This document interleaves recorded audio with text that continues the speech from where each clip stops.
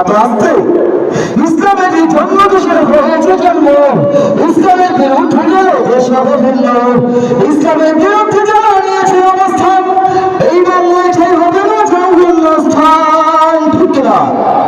জনগণের সামনে চলো, দর্শক আওয়াজ চলো, সবাই মিলে একই বলে দাও না স্লোগান, নারায়ে তাকবীর।